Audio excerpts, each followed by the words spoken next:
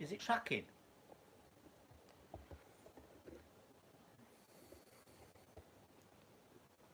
Is it tracking my movements?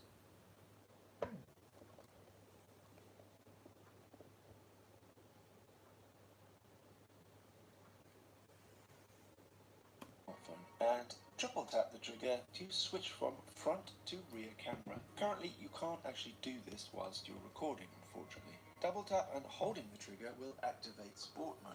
And when you're in sport mode, the gimbal will respond faster to your movements. Releasing the trigger will then release the sport mode and you'll go back to the normal mode.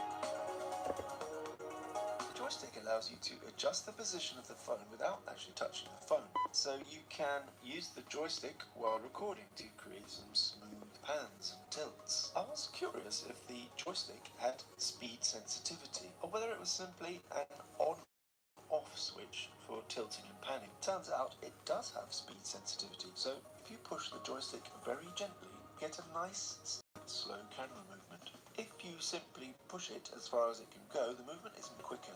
By the way, if you go into the app, you can actually adjust the sensitivity of this setting there.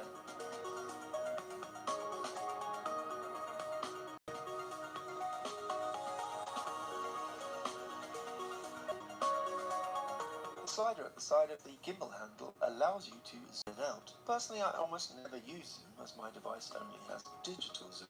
Obviously it reduces quality, but those of you with optical this feature.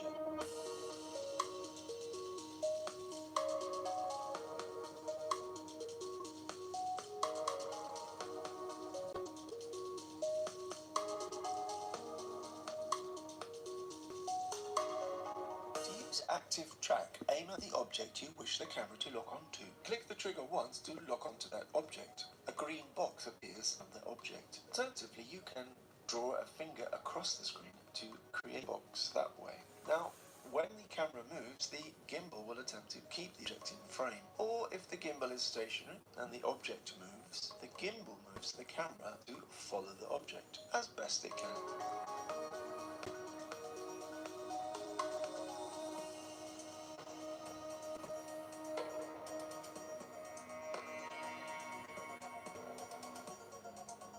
For any camera to track an object, it needs to understand what it's supposed to track. But of course, tracking can fail if the object becomes unrecognizable to the camera. For example, if the object changes or lighting too much during the shot. If the camera is tracking your face and you turn your face away from the camera, it might lose track because what you told it to track is no longer visible to it. In addition, the more clearly defined the object is from the background, the easier it will be for the camera to track it.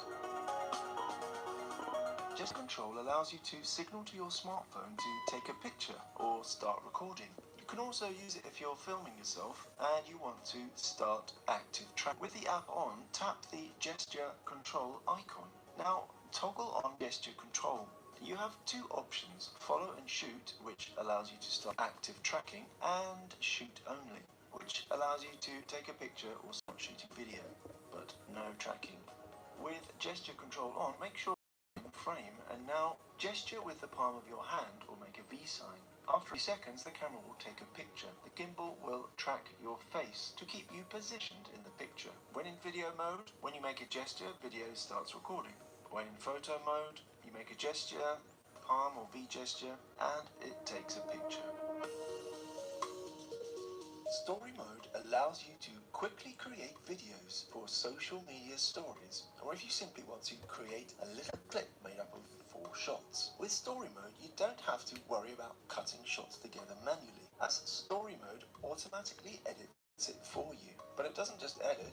What's also fun is it adds a preset gimbal move to the shot. When you select the story mode, top right, pink, purple button, the DJI will bring up a series of templates to choose from. Each template creates a particular style for your finished video, and it plays you a little teach, so you can choose. Now, start recording. You're given a count-in. The video effect begins. At the bottom of the screen, you can see 4 boxes containing the lengths of the shots it will ask you to shoot. In this case, there are 4 shots to be captured. Go through each shot, and at the end, the app will cut together a final video based on those shots. Now, when I first saw this, my initial reaction was gimmick. Maybe it's fun, but not for a serious filmmaker. But actually, when I was teaching smartphone filmmaking at university, one of the exercises was to shoot short clips and use a free online editor to together. The rule was each shot should be no more than 3 seconds long when edited.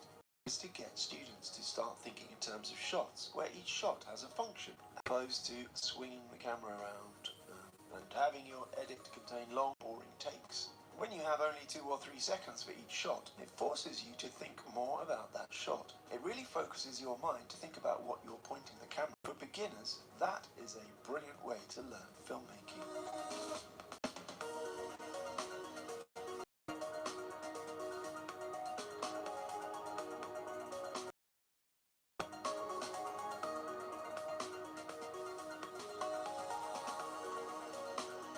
Hi.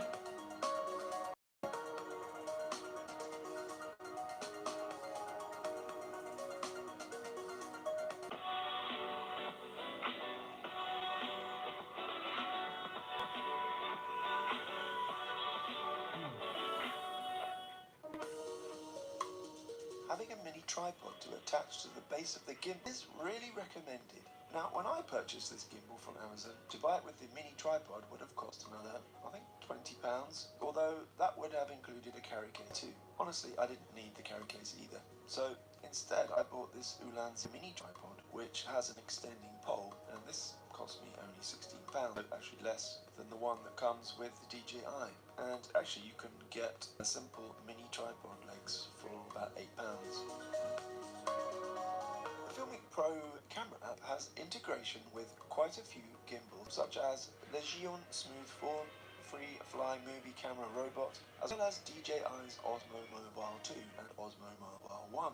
Now, when this gimbal first came out, I think many were thinking Osmo 1 and 2 are supported, so surely Osmo 3 will be too.